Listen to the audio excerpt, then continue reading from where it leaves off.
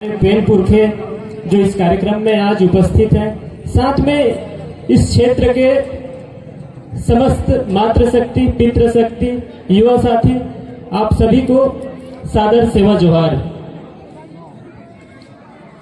तो अभी हमारे पूर्व वक्ताओं ने सभी ने इस पर्व के महत्व के बारे में बताए कि इस व्यवस्था का, इस पर्व का, इस पंडुम का जो है हमारे समाज में क्या स्थान है, उसका महत्व क्या है।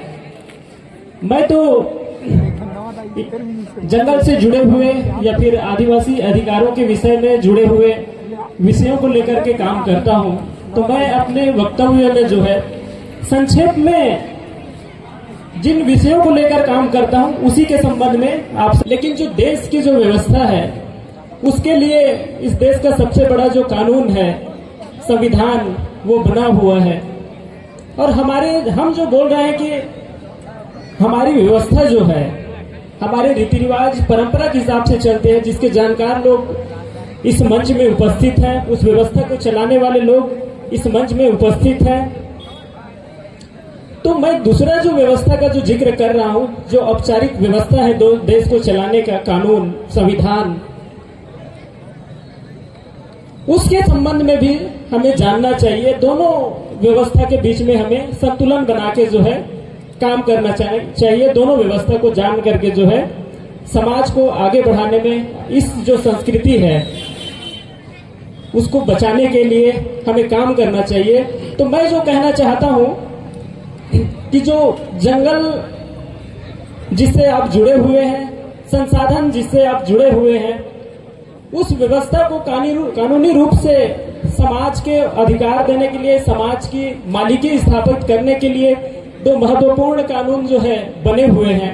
और ये जो दो महत्वपूर्ण कानून हैं, या कहें संविधान में जो भी संवैधानिक व्यवस्था है, वो इसी कल्चर और व्यवस्था को, ये जो हमारी व्यवस्था जो जंगल से, संसाधनों से, जमीन से जुड़ी हुई है, उन्हीं व्यवस्थाओं को बचाए रखने के लिए, उन व्यवस्थाओं को मजबूत करने के लिए दो महत्वपूर्ण कानून है। पेशा कानून, जिसके बारे में आप सब जानते हैं, और दूसरा जो है वन अधिकार मान्यता कानून, जिसका यहाँ के जो सामाजिक युवाओं ने बेहतर ढंग से काम करके जो है लगभग 45 गांव को जो है बड़े राजपुर ब्लॉक में संसाधनों का अधिकार ग्राम सभाओं को, समुदाय को दिलाए हुए हैं। तो बाकी जितने जो छूटे हुए जो गांव हैं, जो यहाँ पे उपस्थित होंगे, उनको भी इन संसाधनों पे दावा करने के लिए आगे आना चाहिए।